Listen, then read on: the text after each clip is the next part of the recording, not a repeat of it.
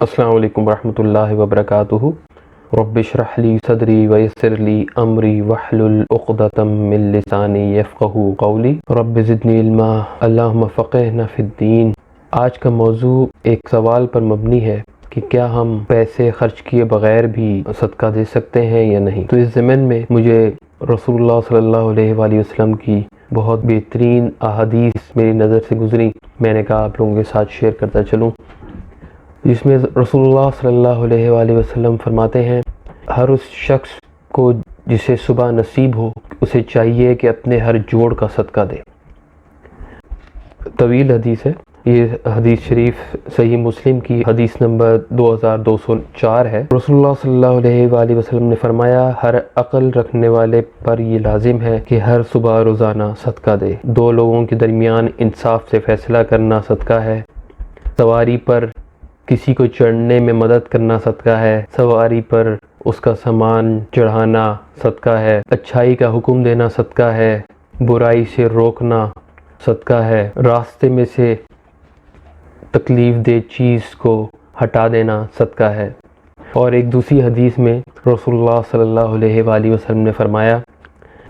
انسان کے ہر جوڑ پر صدقہ لازم ہوتا ہے ہر دن جس میں سورج طلوع ہوتا ہے، پھر اگر وہ انسانوں کے درمیان انصاف کرے تو یہ بھی ایک صدقہ ہے، اور کسی کو سواری کے معاملے میں اگر مدد کرے تو یہ بھی صدقہ ہے۔ اسی طرح سواری پر سوار کرانا اور اس کا سامان چڑھانا یا اتارنا یہ بھی صدقہ ہے، ہر اچھی بات کی تعلیم کرنا صدقہ ہے، ہر برائی سے روکنا صدقہ ہے، ہر قدم جو کہ نماز کے لیے اٹھے وہ صدقہ ہے،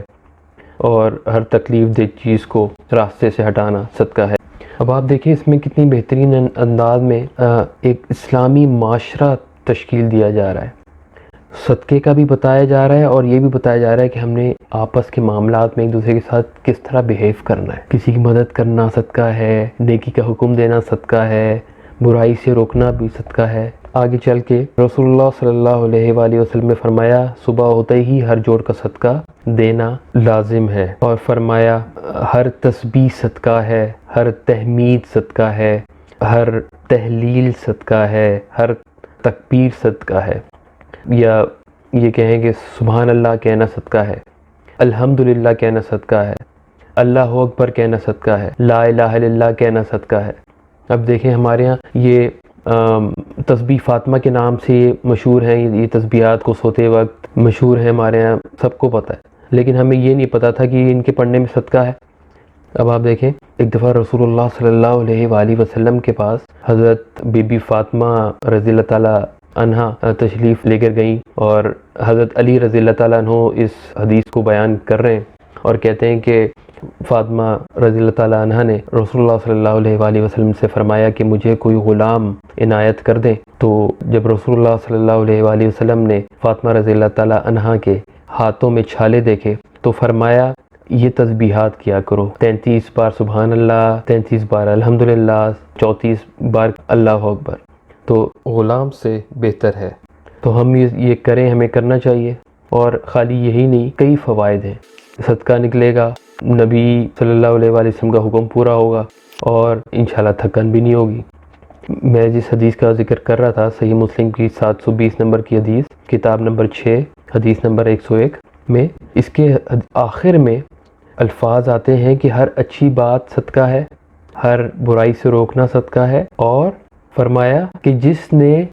طلوع آفتاب کے بعد 2 رکعت ادا کر لی تو یہ اس کے لیے ہر چیز سے کافی ہو جائیں گی۔ آج کا جو دور ہے یوں بھی کہا جا سکتا ہے کہ ہم بیماریوں میں گھرے ہوئے ہیں، ایسے میں احتیاط بھی کریں لیکن دعا اور تدبیر میں ان چیزوں کو بھی شامل کریں جو رسول اللہ صلی اللہ علیہ وآلہ وسلم نے فرمایا ہر جوڑ کا صدقہ ہے ہر اس شخص کے اوپر جسے صبح نصیب ہو، ہر اس شخص کو جس کو صبح نصیب ہو کے معنی ہے کہ وہ اس قابل ہو کہ وہ پڑھ سکے۔ اب اس میں ایک مسئلہ آتا ہے، کچھ لوگ جنہیں پتہ ہے نماز پڑھنی چاہیے لیکن ان کی عادت نہیں ہے، نہیں پڑھ پاتے۔ اسی طرح اور دوسرے معاملات، انہیں پتہ ہے کہ سگریٹ پینا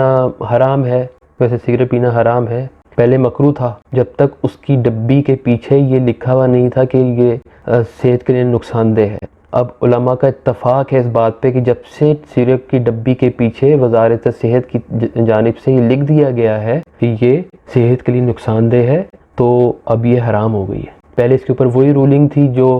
پیاز اور لہسن کے کھانے کے بعد رولنگ تھی کہ اس کو کھا کے نہ مسجد میں نہ جایا جائے، پہلے اس کے اوپر وہ والی رولنگ تھی، مکروہ تھی۔ یہ چیز عربوں میں نہیں تھی، یہ ترکوں سے یہ چیز آئی ہے اسلامی دنیا میں۔ لیکن اب یہ آپ کو پتہ ہے آپ سگریٹ نہیں پینی چاہیے لیکن آپ پی رہے ہو، نماز پڑھنی چاہیے آپ لیکن آپ نہیں پڑھ رہے، نیک دوستوں میں بیٹھنا چاہیے آپ نہیں کر رہے، پیئر پریشر ہے کرنا پڑتا ہے، پھنسے ہوئے، تو ایسے میں کیا کریں، کیسے نکلیں اس سے؟ آپ پڑھا کیجئے لا حول ولا قوت الا باللہ۔ کیا معنی ہے کہ اللہ تعالیٰ میرے اندر طاقت نہیں ہے اور میں اس قابل بھی نہیں ہوں، تو میری مدد کرے گا تو میں کروں گا۔ ہمارے کہتے ہیں نا یار اللہ توفیق دے بس میرے لیے دعا کرو، بھائی تم اپنے لیے خود دعا کرو، جو تمہاری دعا تمہارے لیے جو تم خود کرو گے وہ تمہارے اوپر تمہیں فائدہ دے گی، تو آپ خود دعا کیجئے اپنے لیے لا حول ولا قوت الا باللہ۔ اب دیکھیں یہ وہی الفاظ ہیں جب بھی اذان ہوتی ہے تو جب مؤذن بولتا ہے نا حی علی الصلاۃ حی علی الفلاح، یہ الفاظ کہتا ہے نا کہ ہمیں کیا حکم ہے کہ اذان کا جواب دو۔ جب اللہ اکبر بولتا ہے آپ نے بھی اللہ اکبر بولنا ہے،